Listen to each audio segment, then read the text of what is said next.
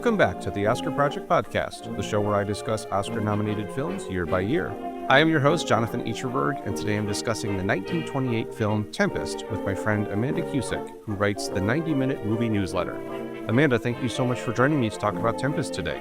Thank you so much for having me, Jonathan. I'm very excited to be here and talk about this film.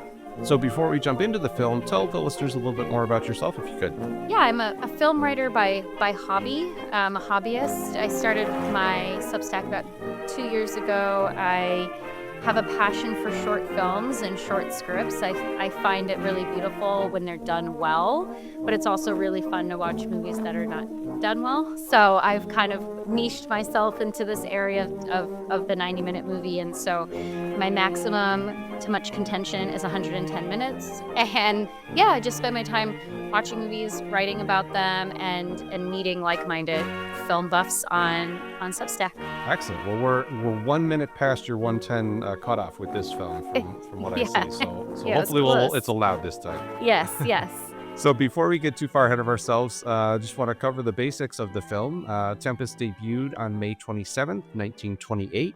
It was directed by Sam Taylor and written by some of these names I'm going to butcher: Vladimir Nemirovich Dedchenko and C. Gardner Sullivan. There's also a bunch of other writers and directors who are reportedly involved, some but not credited officially on the film.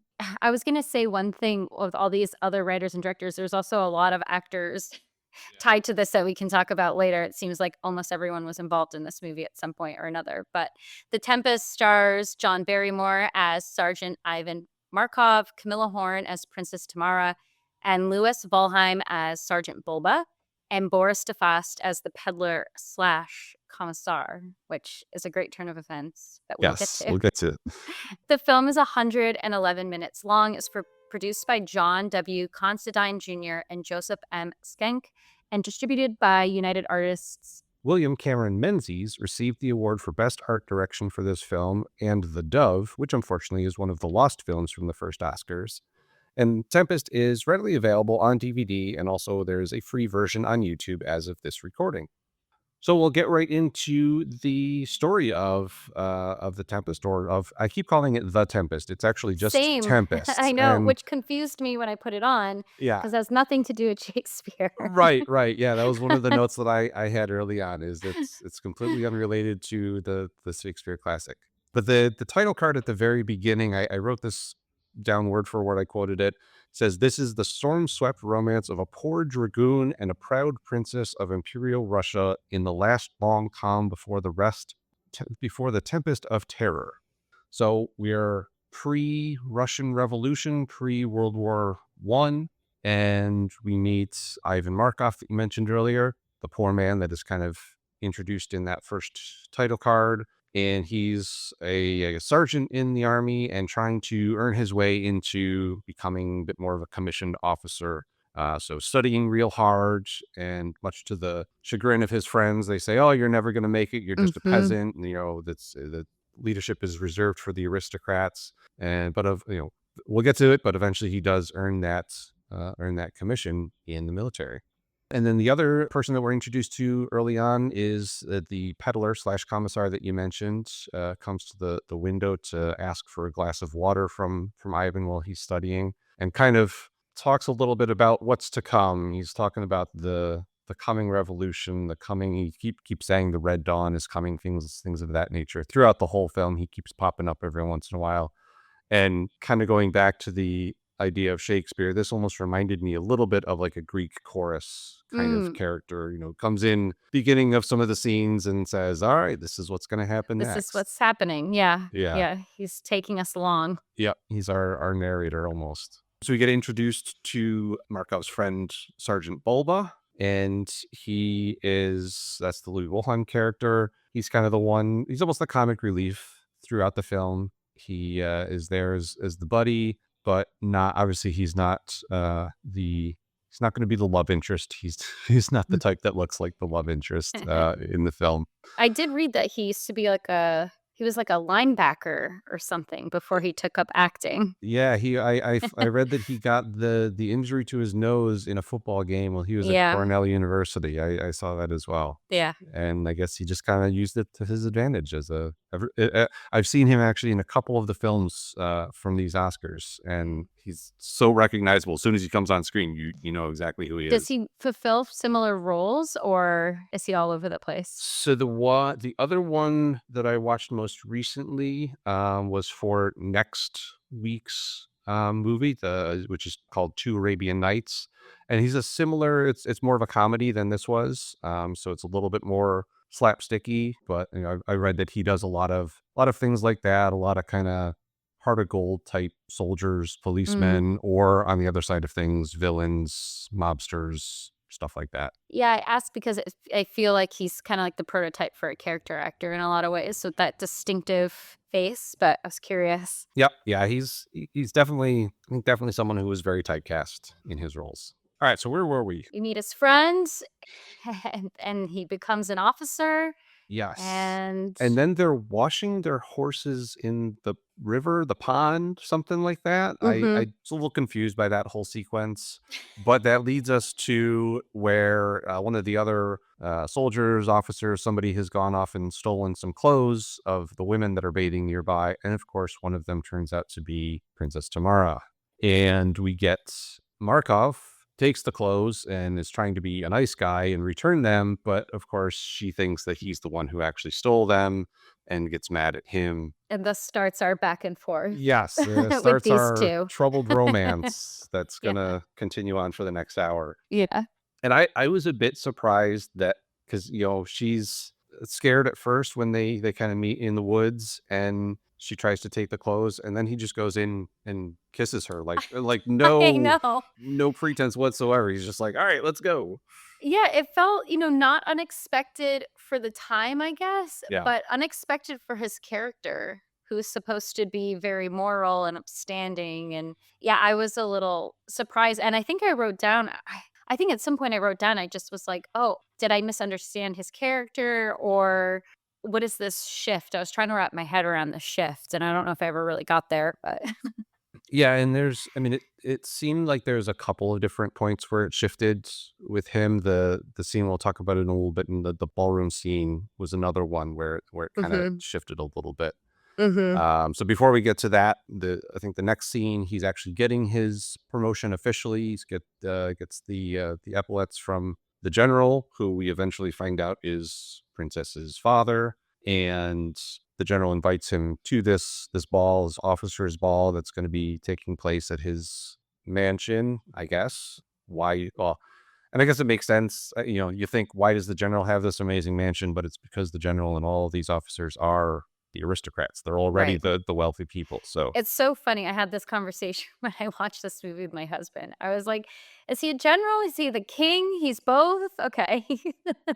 yeah, and I forget. I know I looked it up, but I can't remember how he's labeled in like the listing of the cast. If he's just a general or what. Yeah, But I know. he's I should have looked it up because I was like, "Well, if she's a princess, then he has to be some sort of," I was, yeah. again, spending probably too much time on stuff that doesn't matter, but I was curious. Right. So they're at this dance, and that all the dance, I thought there was some really cool things that they did editing wise and shot wise there. Especially at the beginning, there was one part where it was almost like the camera was outside and then it shifted inside, but it was just a Mhm. basically a kind of a fade through the windows to two separate shots, which was really cool. Yeah, the whole scene there, or multiple scenes, I guess, that take place at the mansion are so incredible, and probably the most visually exciting part of the film for me. Hmm. And then it was just interesting to see them, like, pushing the limits already in 1928. The shot through the glass, he's looking through the bottom of his glass Yes. at the Yeah. party. I mean, I just thought, "Oh, this is so cool and so beautiful." And there was another one I wrote down, I can't remember now.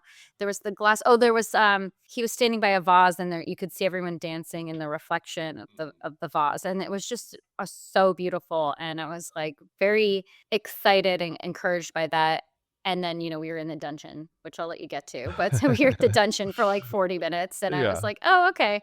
Yeah, I wish we'd gotten a little bit more of the pomp and circumstance. Yeah. So during the dance, the general introduces his new lieutenant Markov to Tamara, and of course she's still mad at him for the whole situation with the clothes. They dance for a little bit before he hands her back off to the I think he's just called the captain. He's the guy with the monocle. And I had to pause about a little bit further on and figure out who he reminded me of. Do you know the character? Is it Snidely Whiplash from the Oh Rocky my and god. Bullwinkle?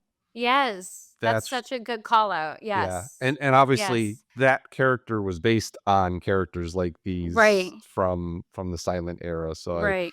I was gnawing at me, who does he remind me of? And then I finally connected those dots and Right. had to look Yeah, it up. that's actually such a good point. Yeah, Yeah. because I mean, he's obviously set up to be a bad guy. He's the other love interest for her, but he's not really a bad guy per se. Yeah, I mean, he does have the earlier when they're in the kind of stable area taking care of the horses, he does kind of stab out his cigarette on the back of Yes. Bulba's coat, but he's kind of a jerk. But Yeah. I don't think he's a bad guy in terms of evil villains that we've seen in films. Yeah, it's interesting how they portray him and then portray the peddler differently in terms of villainy and how they're balanced, and then how in the end they're kind of in the same category. It's just an interesting journey for both of those as like a villain. But I wouldn't say, yeah, either of them really fall into like a traditional villain tying people to train tracks and stuff. I guess he does lock Right. him in that cell for all, forever, but Yeah. he was provoked. Yeah, and I mean, you say the tying the women to the train tracks, you could see that exact looking character doing Right, that in another film, in another right, setting. right, exactly. So after Markov hands Tamara off to the captain, he kinda goes and gets drunk, chugs down a really big pint of beer, and then kinda wanders off through the mansion and ends up, of all places, in her bedroom. I know, it's like, Coincidence. "No, don't do it." Yeah, yeah. So he writes a little love note on a little metal pendant that's there saying "I love you" and signs his name Ivan, and proceeds to pass out in her bed. To which, when she comes in after the party, she's there with her kind of handmaiden, getting undressed after the party and getting ready for bed. And of course, they don't see this strange man lying in her bed until she's alone and about to get into the bed where he's laying. Surprise. Right. And I was actually a little bit surprised that we got as much of her undressing as we did. Mm. Obviously, you make that scene today, it's going to be, Yeah, you're going to see a lot completely more, different. Yeah, but yeah. in a way it makes sense because this is before we had the production codes in effect. That's what I was thinking So, too. My first reaction was like, "Whoa," and then I was like, "Oh, wait, this is before yeah, a lot of we're that not stuff got put in place." not So, quite there yet, but I was yeah. still a little bit surprised that we got to see as much as we did. Yeah, same. So she confronts him and eventually rings a bell, which comes in a little bit later for some help. The general and the captain come in and basically arrest Markov, strip him of his rank, break his sword up, and sentence him to 5 years of hard labor. But he still is in the army, I think. It seems like he's just Yeah, it's like lower down in rank. military prison Yeah, yeah. situation. I know his sword being broken in half was I thought, quite powerful. And then the peddler coming in after everybody's gone and burning all of his stuff, also Mhm. very, very symbolic of that kind of coming Yeah, fire that he's been talking about the whole time. right. So then we get Bulba comes in to console Markov, and then the captain is talking to him, and Bulba strips off his own epaulets and basically gets himself thrown into prison so that he can still be with Markov, which is a pretty good friend if he's going to Yeah. prison with you just because. Yeah, the ultimate friendship move. I thought the same thing. I was like, "Wow, okay." Yeah. And then we get to see Tamara come to see Markov in prison to try and return the pendant. And he says, "Oh no, it wasn't. I didn't write that to you. I wrote it to your handmaid, your maiden." And he's like, I couldn't. He's playing that he couldn't ever really truly love her when we know that's not the case. Yeah, they love the back and forth of each other trying to pretend that the other's not interested in the other, Yeah. and then the whole game. Yeah, and I was trying to think of a romantic comedy nowadays where you could have that same kind of thing where it starts off where one is into the other and then it kind of switches halfway through and then eventually, yes, they finally end up together. And I know they're out there. I just couldn't think of any titles off the top of my head. I mean, just off the top of my head, close but not exact would be like How to Lose a Guy in 10 Days, where they're Yes, both that's a good one. pretending to not be interested, and then they're sort of trying to navigate that. I think that's probably the closest I can get, just having not thought about it for Yeah, very yeah, long. no, that's a really good one. That's probably one of the ones I was kinda thinking of along Yeah, those lines. they played that same game. So again, she rings the bell and the captain comes in and takes her away basically. And this part was a little bit murky for me, how like she thinks that he's being sent off to the front lines with the rest of the prisoners because now war's breaking out, but he's left behind. It was a little bit murky for me. What ended up happening, she's looking for him, looking for his name on the list of people who've been killed in battle. He's obviously still kind of hanging out in prison, going a little bit nuts, going crazy, and seeing visions of her, visions of everything else going on. And eventually we get Bulba comes back and gets him out of prison. We now see that he's changed his outfit. He's got the outfit of the revolutionaries, the hat and Mhm. everything. We meet the peddler again, who is now, as you mentioned at the top, the commissar. Now he's in a position of authority, and this whole Red Dawn that he's been talking about the whole time is here.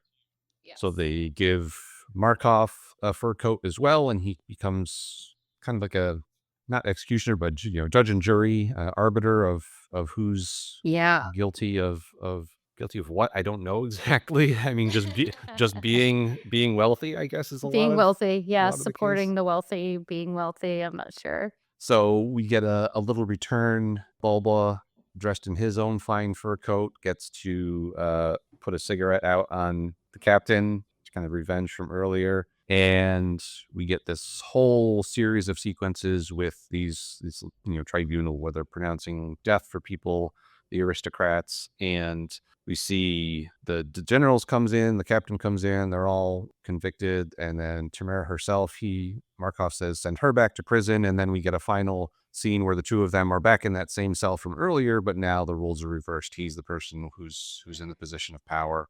Eventually, we get to see the general is killed, assassinated. Or what's the word I'm looking for? Um, executed. That's the word I'm looking Executed. for. Executed We have by a to dig firing that one squad. up. Yep. And the Markov goes over and he's broken up that the general has been killed because obviously he had a relationship with him before everything kind of started going down, and now the revolutionaries see that he's kind of having some feelings for the aristocrats. He ends up facing off against the peddler, the commissar in an office, and kind of they grapple over a pistol together. The pistol goes off, kills the commissar. Markov rewrites the death warrant that had his name on it and turns it into a do not disturb sign. Yeah, thought that was a nice Yeah. touch. And then him and Bulba and Tamara just head off into happy ending land, I suppose. And that's the end. I know, it was so funny when he killed the commissar. I was just like, "Oh, is they're gonna become a democracy now? What's happening? Is this a fantasy land? What's going on?" But then they just, like, ride off, and I was like, "Okay, Yeah. alright, we'll Nope, that take was it." just But the easiest way to tie things up after an yeah, hour and a just half. kill everybody, yeah. Yeah. So I think that's pretty much it. Did I miss anything? Any major No, points?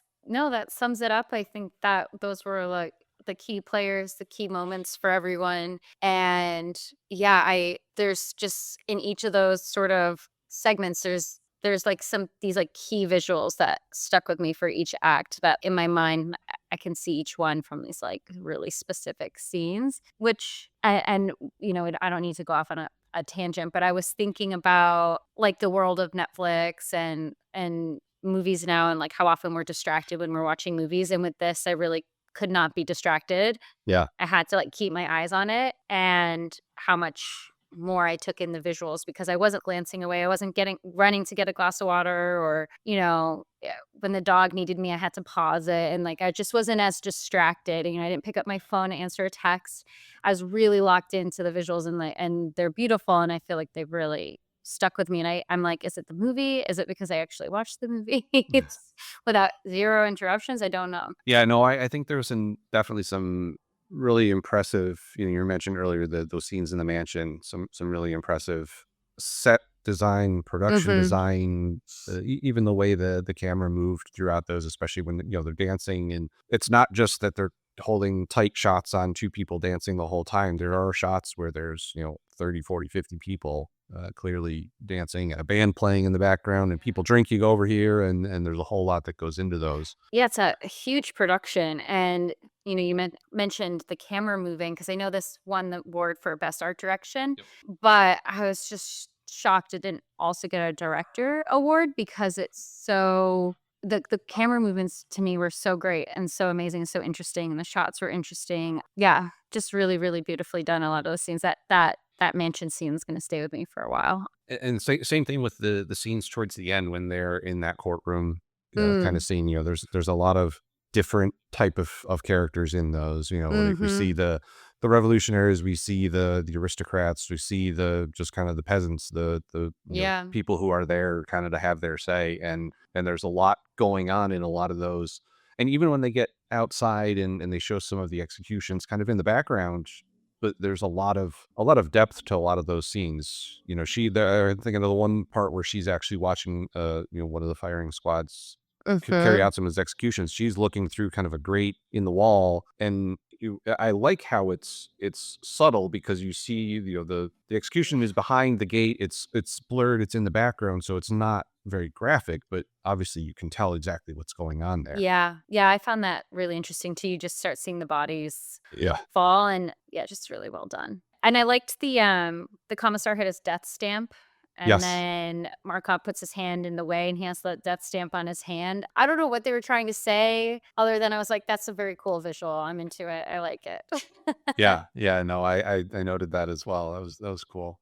Kind of one of the very first notes I had, and there's another film that I'll be covering in a couple weeks, called The Last Command, which is another film set, mainly around the Russian Revolution. And the Russian Revolution and World War One seem to be the two topics that all these films, around this time are made about. Either that or cops and robbers kind of dramas, which I don't know what that says. Maybe it was just the time, where it was about ten years on from kind of both of those Mhm. events. But it seems like that was kind of the prevailing topic. And obviously, we see a couple years later at the Oscars, All Quiet on the Western Front wins Best Picture. That's Mhm. another World War One. So interested to see how a lot of these take some of those same topics and reuse them throughout. Yeah, it's interesting because I think it's hard. I think you and I, we've lived through, I'm not going to guess your age, but a couple different wars, a couple different things,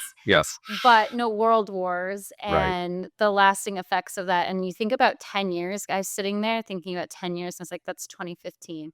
Yeah. Like, I was basically doing the same thing I'm doing now 10 years ago, you know what I mean? I was in New York, I was working like, I think I met my husband around that time. I mean, it's not that long ago, and so I was just thinking about the staying power of that, and, I mean, we could go on and on probably about the, current history and how it affects art in general, but, yeah, I was thinking about that. I feel like they made movies a little bit more immediate about things than maybe we do now. I don't know if that's too broad of a statement, too sweeping, but I'm thinking of, that Charlie Chaplin film during World War II that he made during World War II. Great Dictator. Yeah, and Yeah. I'm like, these are very immediate, and I guess we do have some, but maybe because we have so many movies now, it doesn't Right. feel as pointed, I don't know. Yeah, and another one that I always you mentioned World War II, I always have to check myself whenever I think of Casablanca, because Mm, that was, I mean, it was happening right then, right. essentially. Right, And yeah, yeah. I'm always surprised that that movie. I always think it should have come out in like 46, 47, right after the war, but no, it was right there at the It's, like, beginning of the war. happening. Yeah, Yeah, it's yeah. live almost. Yeah, it's really interesting. It just feels more immediate, but maybe it just feels that way. Maybe I'm not giving the right lens on it or something to movies to today. But Well, I was just, out of curiosity, the thing that kind of the big event that jumped into my mind, in terms of films was 9/11, and I was looking hmm up. So the movie United 93 about 9/11, came out in 2006, so that was 5 years okay, after. Trying to find, I know there was one just called World Trade Center, Oliver Stone, that was also 2006. So two of them okay, there, 5 that's an years Oliver after Stone the event. movie.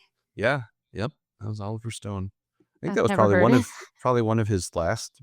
big films, actually, now that I'm thinking about it. I never heard of that movie, which is interesting. I'll have to look that one up. But yeah, that's those are pretty immediate. You know, when did oh no, I'm thinking of, I guess Black Hawk Down was much later than the Gulf War, but not tremendously, I guess. That was also probably Let's see. Let's what, take a look at the 15 Google years or machine. something? Black Hawk Down was 2001, and that was actually events in Somalia. So that Oh, why did I was think it was the Gulf War? 1992. So about nine, Okay. 10 years. So Yeah, okay, so decent. yeah, we're still doing the same immediacy Yeah, as yeah. back in the day.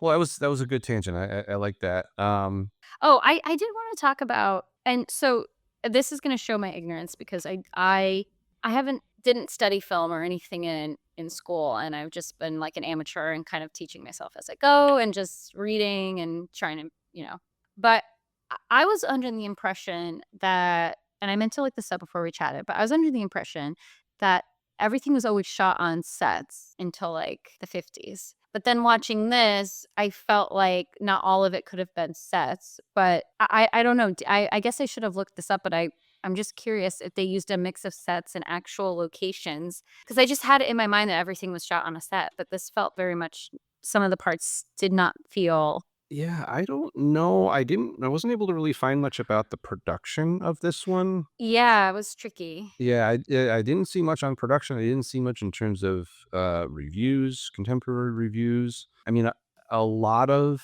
even the stuff that looks like it's outside probably is a lot of sets in this case. Mhm. For me, the kind of the biggest giveaway is the lighting when you can tell that it's natural Y sunlight Yeah, hitting someone's yeah. face. So I would imagine, just based on just kind of thinking of some of these scenes, I would imagine a lot of this probably was done on sets. Yeah. Well, it looks incredible. Yeah, definitely. It really does. Yeah, I did read one good contemporary review, and you probably found the same one because, to your point, there wasn't a whole lot out there about this.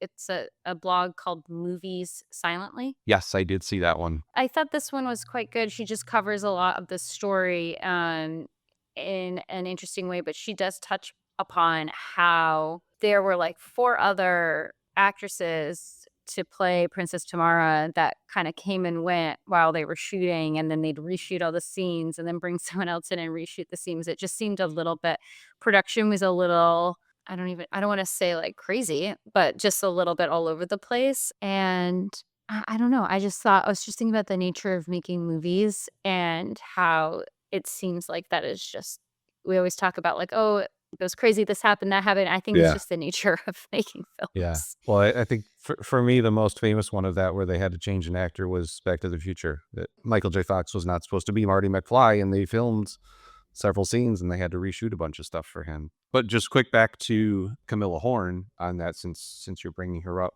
I always am curious to see kind of when people were born and how long they lived, especially given those times. So she was born in 1903, started acting in 1925, so 21, 22 years old. She died in 1996, so we lived at the same time as Miss Camilla I was Horn. gonna say my great grandmother was born in 1903, so Yeah, that tracks. puts that in perspective. Yeah. Wow. And of course, the other person we haven't really talked too much about the actors, but Markov, Mr. John Barrymore, known today probably mostly as Drew Barrymore's grandfather. Yeah. His Obviously, modern fame. yes, obviously back then he was very well known in movie circles. And it's funny that we talked at the beginning. This isn't based on the Shakespeare play, but he was obviously, from what I've read, a very very well known Shakespearean actor, both on stage and then on screen as well. So interesting, not correlation there. Yeah, That no, kind of I haven't watched a lot of feature-length silent films. I have watched a lot of the earlier shorter ones. So I'm not very familiar with his work at all, to be honest. And so to watch him, it was really fun. He emotes in such an incredible way, yeah.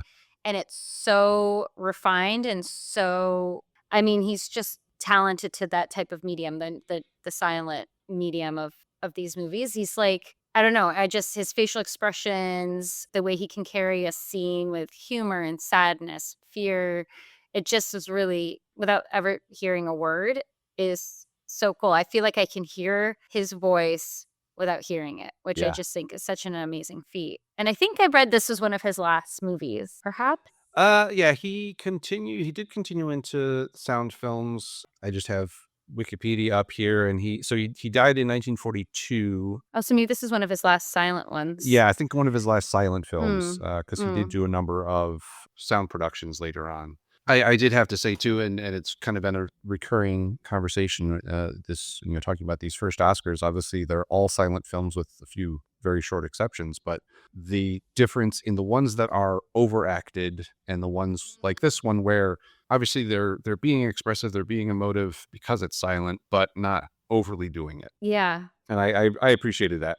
It's such a fine line, and, like, I found it so, I don't know, inspiring in a lot of ways, just artistically Yeah. to watch. Well, so we've already mentioned, but we'll just bring it up again. I keep calling it the Tempest. It's just Tempest. It's hard not to. I know. So Tempest beat out Seventh Heaven and Sunrise for the Best Art Direction Award, which would eventually turn into the award for production design that we know today. And Seventh Heaven and Sunrise, both ones that I haven't covered yet, but we'll be having discussions on those a little bit later, a couple of weeks. And if you don't have anything else, we can probably get to our kind of final thoughts and give some ratings. Yeah, let's do it. So I will go first. I gave this a 6 out of 10, probably one of my lower of the films that I've seen from these first Oscars, but I still enjoyed it. Still got some chuckles in certain scenes, and obviously we talked about some of the impressive production elements and some of the camera stuff. But